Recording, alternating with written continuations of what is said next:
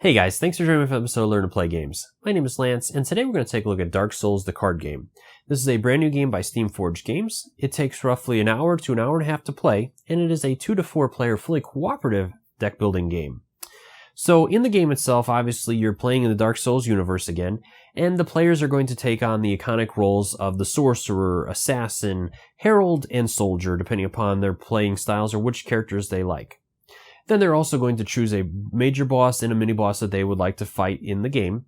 And then throughout the game, they're going to be trying to, obviously with it being a deck builder, they're going to be gaining new stamina cards or improved stamina cards, item cards, and equipment cards to add to their decks throughout the game. If they're able to defeat the mini boss and boss before they've gone through all their sparks, then they have won the game. Otherwise, they have lost. So my opinions of this game so far are very good. I do enjoy deck builders, especially cooperative ones, so I was really interested to check this one out. And especially after talking with Steamforged at Gen Con last year, this one really sounded interesting to me. As the player's deck of cards is actually also their health. So as you do different actions and spend those cards or take damage, you're actually slowly depleting your deck as well as your health in that. And if any player is required to draw cards and they do not have any to draw, then the players have basically forced to rest and have to spend one of their sparks. And the players only have 5 sparks to work with throughout the game, and if they spend all those sparks before being able to defeat the end boss, then they have lost. So that being said, like I said, I do enjoy this one, and I definitely liked the different aspects to it, and I feel like they've really captured again the essence of Dark Souls. This game is going to punish you again. It's a very challenging game. By no means are you just going to blow through this with no problems. It's going to defeat you. You're going to have to go at it again and again before you finally defeat that boss. But I feel like they've done it in a way that has managed it to bring it back down to a reasonable time frame. I did enjoy the board game, but it was extremely long. It was extremely grindy, and I feel like they've taken a lot of that out of the card game. The card game is a really good time frame. You don't feel like you're grinding quite as much as you did in the board game, and the treasure deck has a lot of items that the players will be able to use right when they get them. So you don't have to worry about upgrading different stats and different abilities, and maybe your character can equip the thing and maybe they can't. So you're going to have items that are not going to be useful to you in the card game. Everything is useful to the players, and the players are going to be able to use the items to help them to defeat the game. So again, these are just my opinions. I'd also love to hear your guys' opinions. Is this a game that you guys are playing or looking to play? Is this one that you're really interested in? And for those of you that have played Dark Souls or big Dark Souls fans, do you feel like this captures the game again? Or do you prefer the board game better, or neither of them, or anything else? I'd love to hear your comments or suggestions or feedback in the comments down below. Let me know what you guys think of this one or the other one. And I'd love to start a conversation with you guys. So other than that, let's go ahead and head to the table, and I'll teach you guys how to play. Player setup is very easy. First off, each player is going to choose a character they'd like to play as. In the base game, there are 4 different characters to choose from. You have the Assassin, Knight, Herald, and Sorcerer. Each of these characters is going to have their own main card, which is going to have their threat level at the top. Then it's going to have their own unique icon. Each character is going to have their own, and all of their starter cards are going to have that icon, so you can easily identify their starter cards. And then underneath that is going to be a symbol for the cards for the base game. And as expansions come out, those will also be different symbols so that players can easily separate and know which cards are for which sets. Then each character is going to have a main image and a special ability here at the bottom of the card. When you use a special ability, you're going to flip the card over, and you won't be able to use that again until you've rested at the bonfire. Then each character's starter deck is going to be comprised of 28 cards of various types. We have armor cards and different weapon cards, and then the majority of the deck is going to be made up of stamina cards, which there are 4 different types of stamina included in the game. You have intelligence, strength, dexterity, and finally faith. As you can see, the Assassin only has the first 3. Then let's go ahead and take a look at weapons. So with weapons, each weapon is going to have the name at the top of the card, and then each weapon has a different type of attack. There are 4 different types, as you guys can see here, which are heavy, precise, skilled, and magical. Again, on the side here, we have the icon of the weapon for the character and which set it's from. And then finally, you have the different types of attacks with the weapon. Each attack is going to tell you if you'll place the card back in your hand or if you're going to put it in your discard pile. It's also going to list the required stamina that you have to spend and how much damage it will do when you attack with it. So for example here, we have 3 options with this weapon. The first one would let us return this weapon to our hand, and it's going to require us to spend a strength, a dexterity, and 1 stamina of our choice, which the white symbol can be any stamina that we have. And for that, it's going to do 2 damage to the enemy that we attack. Or we can choose to discard this weapon and 1 dexterity stamina and do 2 damage, or discard and then 1 strength, dexterity, and 2 of our choice to do 3 damage. And you're going to find all these different icons in the book, and you'll also have a quick reference guide, as you guys can see. And armor works the same way. Each card is going to tell you, or each action is going to tell you whether you return it to your hand or you discard it, the amount of stamina you must spend, and the amount of damage you can block, or if you can dodge. Now, the one important thing with this, if an enemy does status effects, as you guys can see here on the back of the reference card, you can, even if you dodge or block all the damage, you're still going to take that status effect. Now, if you dodge the entire attack, then you will not suffer any status effects as well. And we're going to cover this more during the attack phase. With the bonfire deck, you're going to stack cards 1 to 5 on top of each other to create the bonfire deck. And when players rest, they're going to flip over one of these bonfire cards. So each card is going to list the number of the card, the name of the card, and then at the bottom it's going to have a when revealed effect. You'll resolve that immediately. And then it's also going to list each player's deck size. So this particular card, with it being number 1, is the starting bonfire card. And so each player's deck will start with 28 cards. But let's go ahead and say the player's rest. You would flip this card over and reveal the next one. With this one, it says when revealed, you're going to gain 1 common treasure, and the player's hand or deck size is increased to 31. And this way, they'll be able to purchase souls or use souls to purchase new items from the market, as you guys will see. And as you go through, the deck size is going to increase, and they will continue to get effects. But if at any point in time you rest and you're required to turn over the last card where there's not a card underneath it revealed, then the players are going to lose. There are 2 different types of treasure decks included in the game, and you're going to go ahead and separate these at the beginning of the game and shuffle them up. We have the common treasure items, which are going to have the regular treasure icon on the top corner here. And these will range from weapons to armor to different items that you can equip or use when they come up in the character's hands. Then we have the transposed weapons, or transposed treasure, which are going to have the little treasure with the little blue dot in the top corner here. And these are usually very powerful items that the players will gain, and they're only going to gain 1 of them for defeating the mid-level boss, as you guys will see. At the beginning of the game, you're also going to shuffle up and separate each one of the encounter decks. There's level 1, 2, and 3 encounters.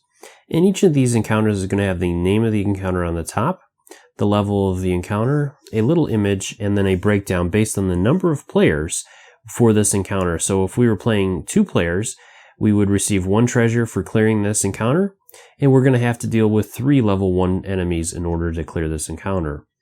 And as you can see, as you move up in the number of players, the encounters get more and more difficult, so they will scale based on the number of players. And so with this one, you'd have 3 level 1 enemies and 1 level 2 enemy. And then as you move up in the encounters to level 2 and level 3 encounters, you'll notice they'll get harder and harder, including more enemies all the way up to level 3 enemy types. As you guys saw with the encounter deck, there's also 3 levels of enemies, level 1, 2, and 3. Each of these enemies cards is going to be broken down into a number of different sections. At the top corner here, we have the level of the enemy, then the enemy's name, and the number of souls that enemy will give you if you defeat it. Then again, the icon for which set this enemy is part of, and its defensive value and number of hit points that it has. Then you have the enemy's attack value, how much damage it does when it attacks, and each enemy is going to have a weakness to a particular type of attack. So with this one, this enemy is weak against heavy attacks.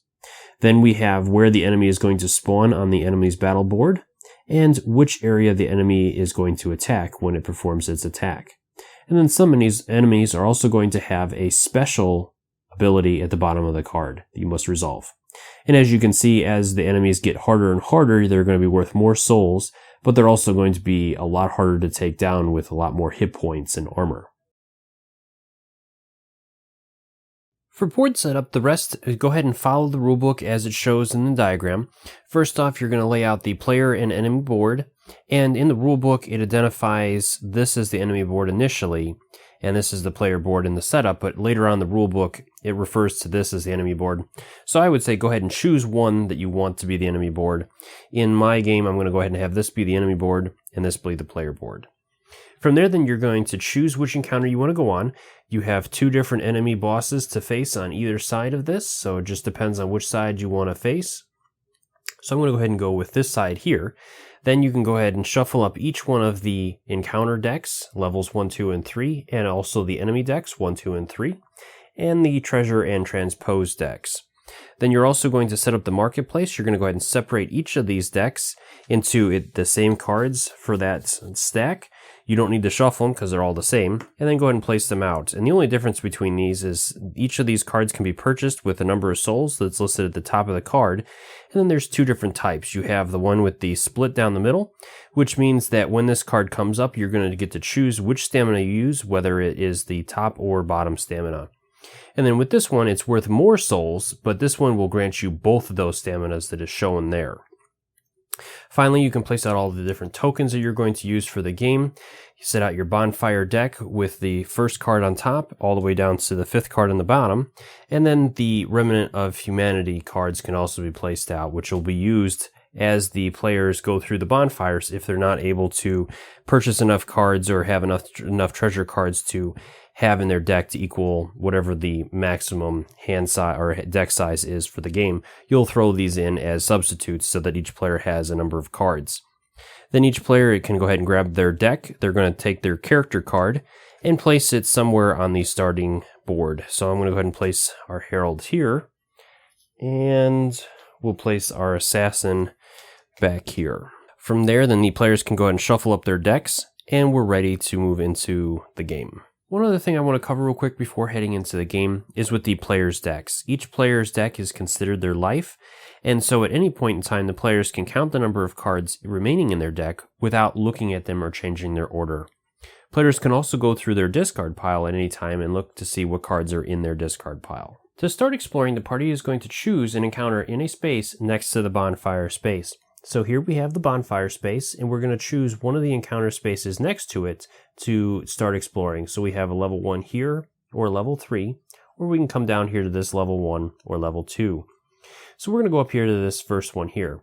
And the first time the party explores a new encounter space that does not have an encounter card, they're going to draw an encounter card of that level from the encounter deck.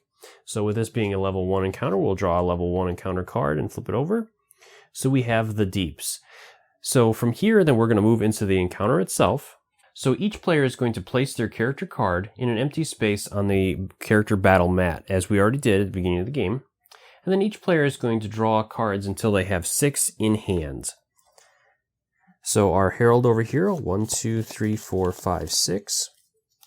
And the players are going to go ahead and look at their hands, and if a player has no weapon cards in hand, then they can choose to shuffle their hand back into the deck and redraw, but they have to keep this new hand. So we're going to go ahead and look through. We do have a weapon card, so we're pretty good here with the herald. And we'll head over to the assassin to do the same thing.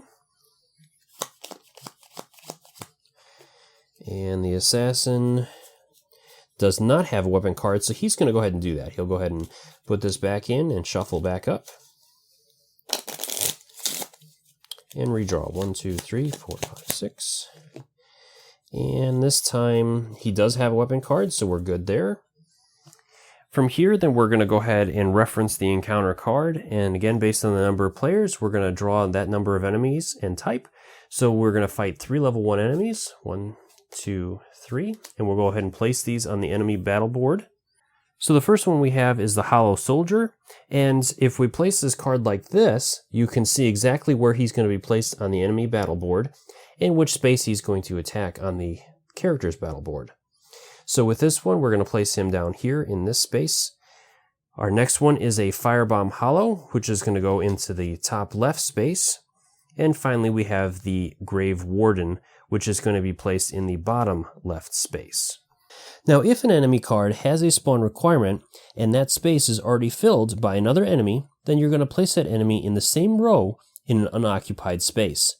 If this is not possible, then you're going to set any leftover enemies aside. As soon as the space is available in that enemy's spawn row, you're going to place that enemy in that empty space. Now that all of our enemies are out, we're ready to move into the enemy activation, as enemies are always going to activate first. So all enemies activate and are resolved in the following order, as you guys can see here, starting with the left top space and working our way across the enemy board down to the bottom right-hand space. Each enemy that attacks will attack the character in the target space. If there is no character in that space, then the enemy is going to attack a character with the highest taunt value in the target row, and if none, then the highest taunt character in the other row. Now, if an enemy card attacks multiple spaces on the character board, then all characters in those spaces are hit. But if there are no characters in those spaces, then the attack misses completely. Alright, so let's go ahead and start with our top space here. We have the Firebomb Hollow, and he is going to target the back left space, which there is no character in right now. So then he's going to target the back row and the character that has the highest taunt value in that row, which is our assassin. So he is going to do 3 damage to the assassin. So now the assassin is going to get a reaction.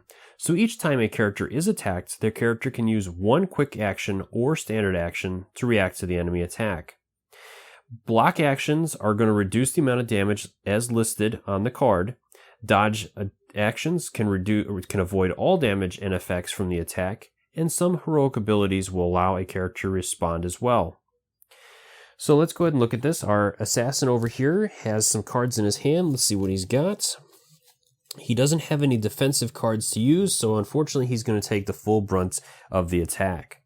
So after the defensive action, if any, then some damage may be left over. The player must discard 1 card from their hand or from the top of their deck, player's choice, for each remaining point of damage.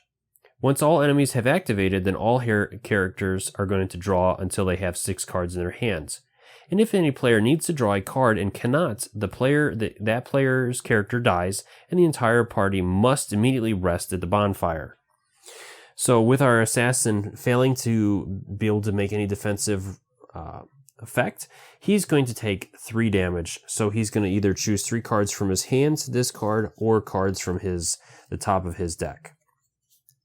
So let's go ahead and get rid of 1 stamina card, and then we'll do 2 draws from the top of our deck. Oh, there's another weapon card. Okay. So then we're going to move on to the next guy in the row. So we have the Hollow Soldier, who is going to target this space here. Again, there's no character in this space, so he'll target the row, which is going to be the Herald. So then the Herald is going to check and see if he has any defensive cards he can play. He does have the Kite Shield. And let me see if he's got the stamina to do anything with it, and he does not. So again, he is going to take some damage. And this guy is also going to do 3 damage to us. So let's go ahead and we'll drop this stamina card here. And then let's just do 2 draws from the top of the deck. So armor and stamina there. Then finally we'll move over to the bottom guy, who is going to target the Herald as well. And he's going to do 2 damage to the Herald. So again, our Herald is going to go through and choose. Let's go ahead and we'll drop the shields, and we'll do this stamina here. From there, then, our characters are going to redraw back up to their hand size. So our Herald needs to draw 3 cards back into his hand.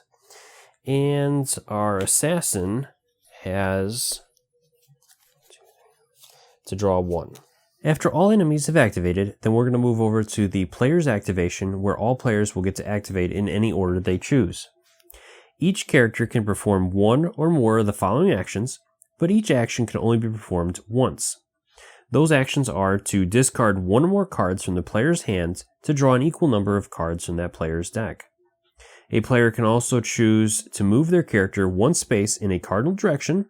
If there is another character in that space, then a character wishes to move to, he will swap both characters, and this is going to take up both characters' movement for this activation.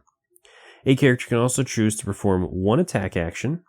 They can choose to do one non-attack action with an equipment card, and they can also choose to use their heroic ability if they're able to. Once all players have completed all of their actions that they want to, then all players are going to draw until they have 6 cards in their hand again. So let's go ahead and take a look at this. We're going to go ahead and start with the Herald to activate first. So the Herald player is not going to discard any cards from his hand to draw additional cards, and he is going to go ahead and choose to perform an attack action against the Firebomb Hollow in front of him.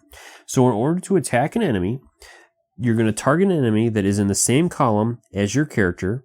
Enemies can only be targeted if there are no other cards in the column between the character and the enemy. So I could not choose to attack this card here as there is an enemy between us.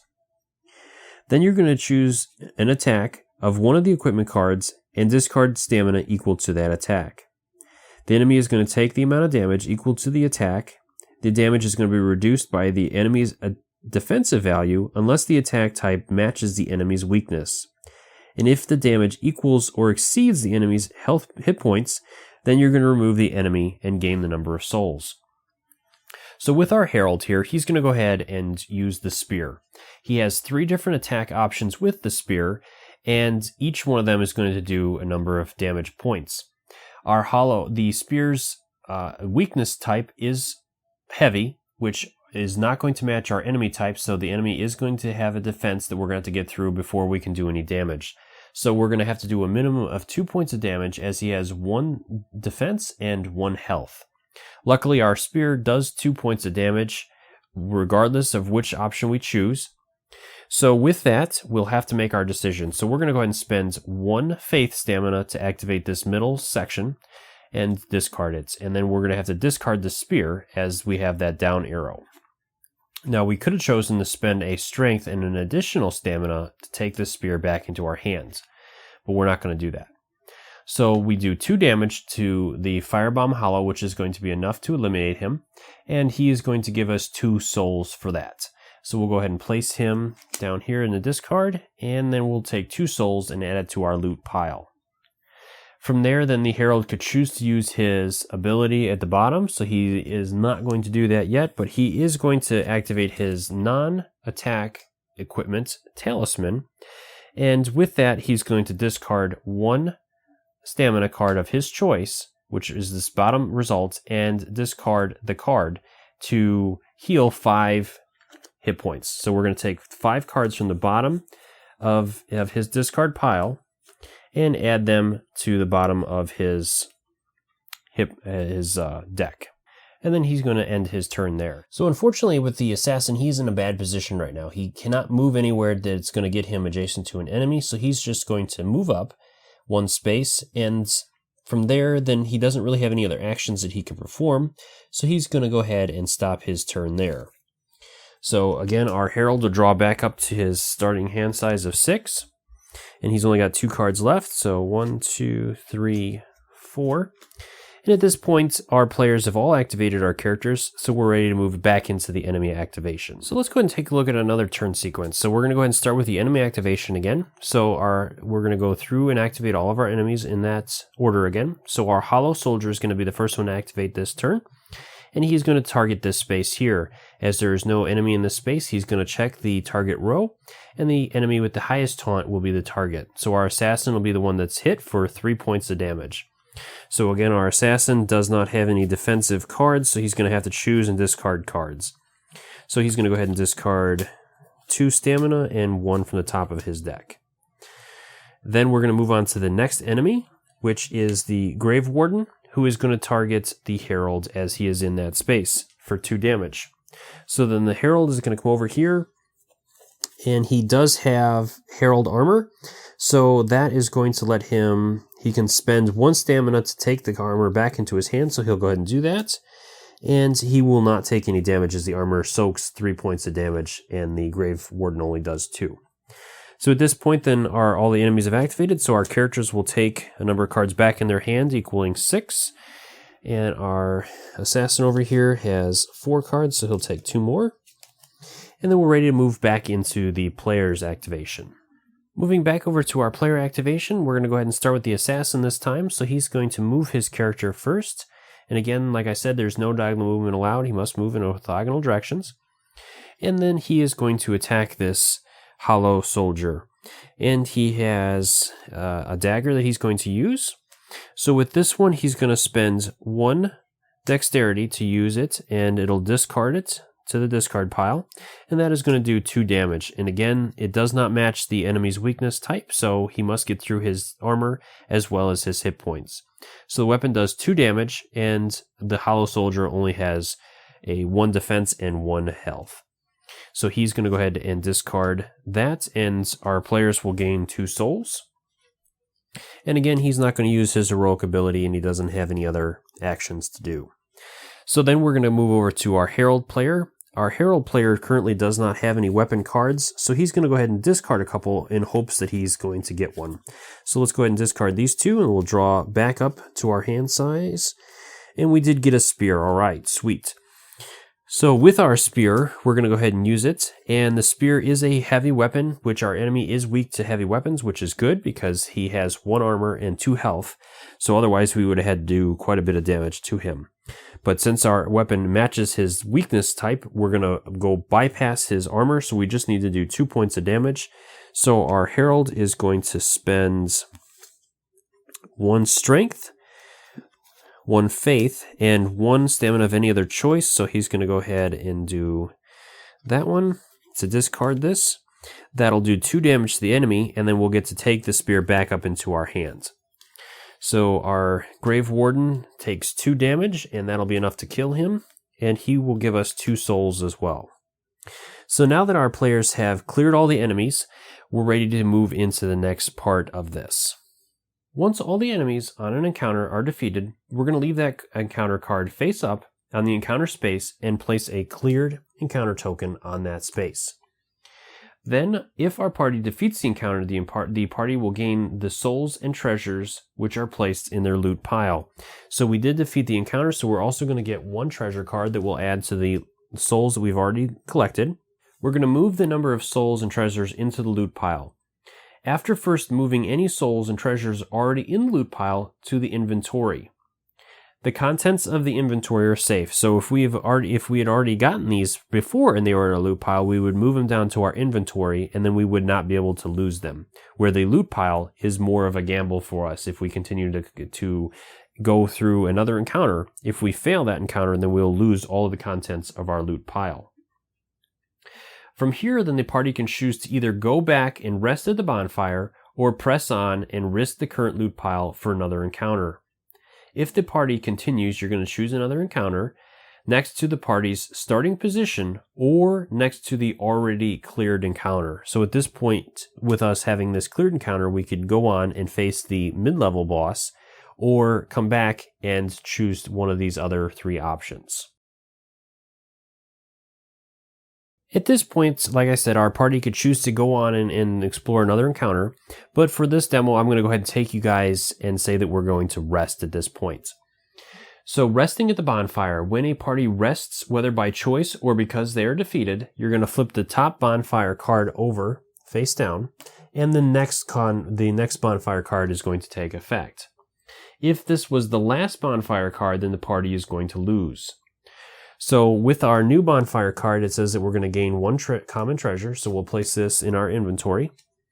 And then from there, if any characters have used their heroic ability, they can choose to flip their card back over now, which neither of our characters had, but let's go ahead and say, for example, our herald had used his heroic ability. At this point, he is able to flip his card back over. If the party was defeated, you're going to discard all souls and treasure from the loot pile, which our party was not defeated. If the party rested, then we're going to move all of the loot to the inventory. So our loot pile is going to get to be moved to our inventory pile. And then from there, the players can choose to purchase new stamina cards. The players can add and remove cards from their decks. And if a player cannot reach their maximum deck size, you're going to add Remnant of Humanity cards to their deck. So let's go ahead and do this. We have 6 souls and 2 treasure cards to work with. So let's go ahead and spend Let's see what treasure we have first. We have this spotted whip, and we have the heavy gem. So let's go ahead and give the heavy gem to our assassin to add to his deck, and we'll give the spotted whip to our herald. So that'll bump both of our decks up to 29 cards, and we need to get to 31.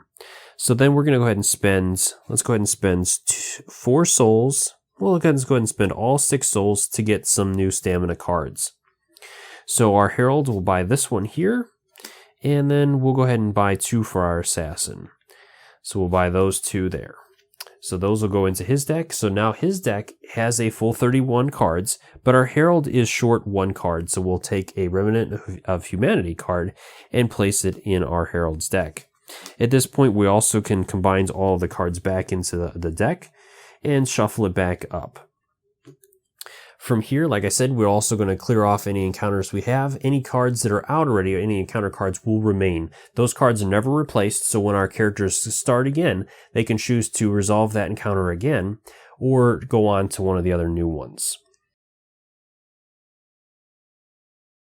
Before moving into the boss battle, let's go ahead and take a look at the boss cards and their behavior deck, as that is going to be different. So first off, each boss is going to have the name of the boss at the top, and their symbol in the corner here. Then we have the number of souls, as always, that boss is worth, and the number of transposed treasure that boss has. Now, the end bosses will not have that, as once you've defeated them, then there's no point in continuing. Then again, we have the symbol that boss is associated with, what set it is.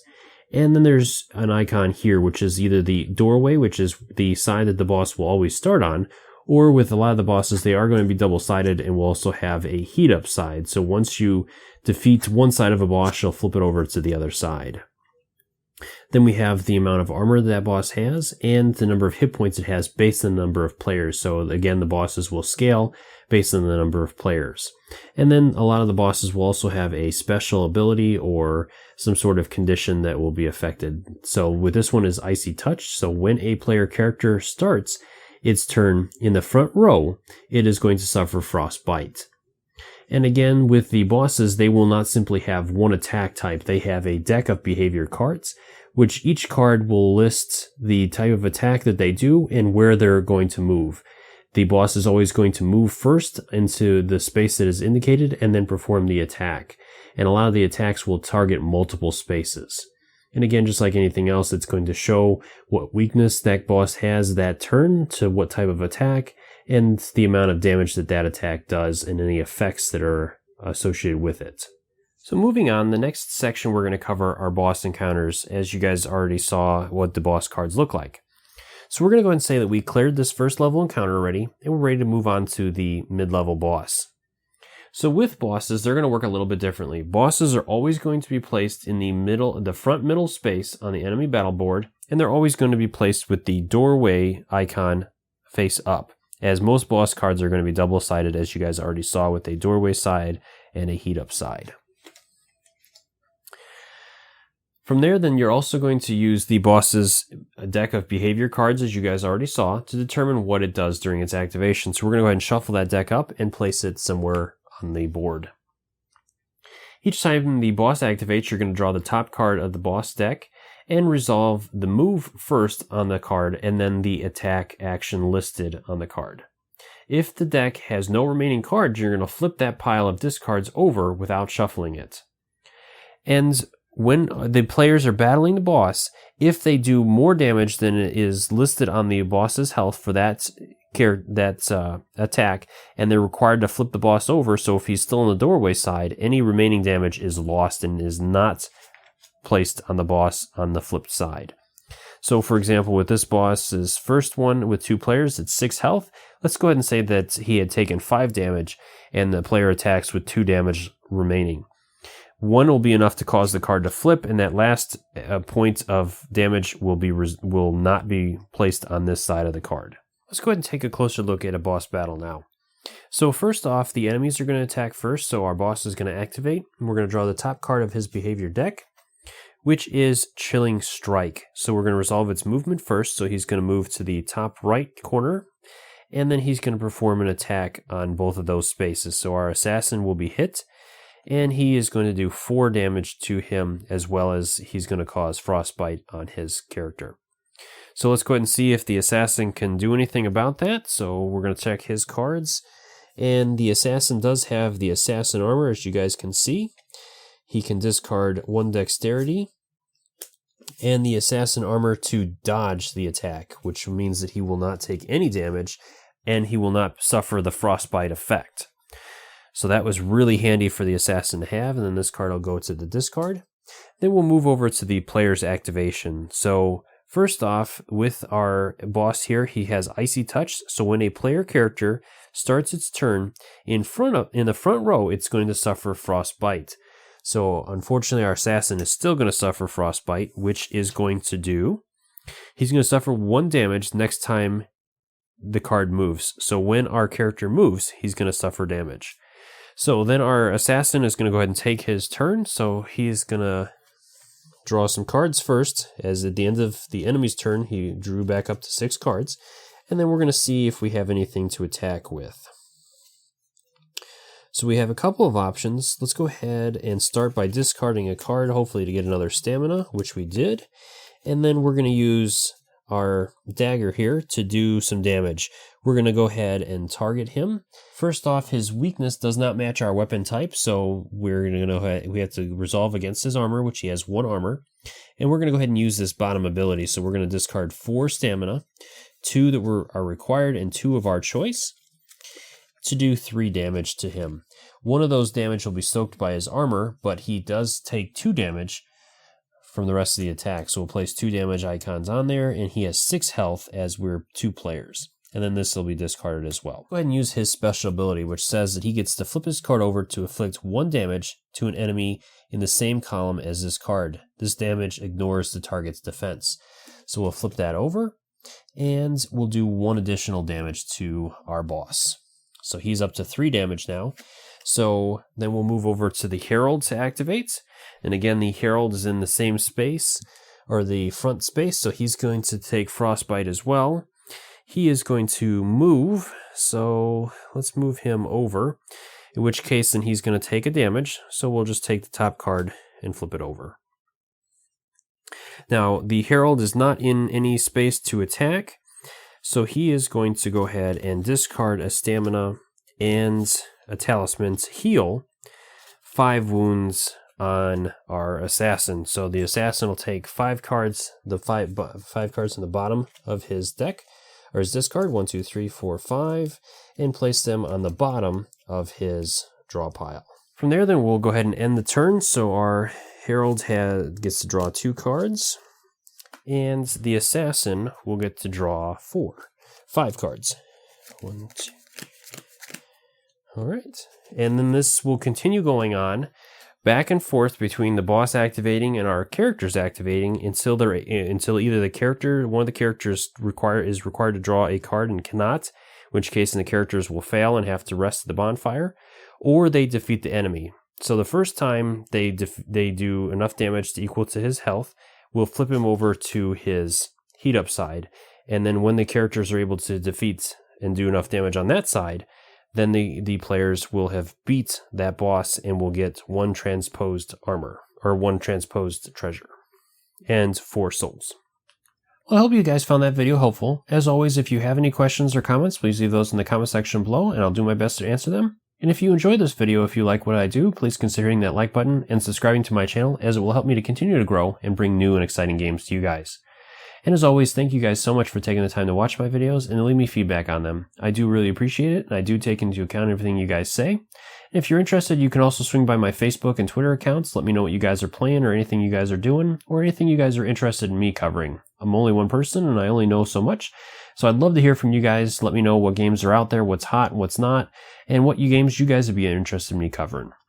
And as always, until next time, I'll see you guys later.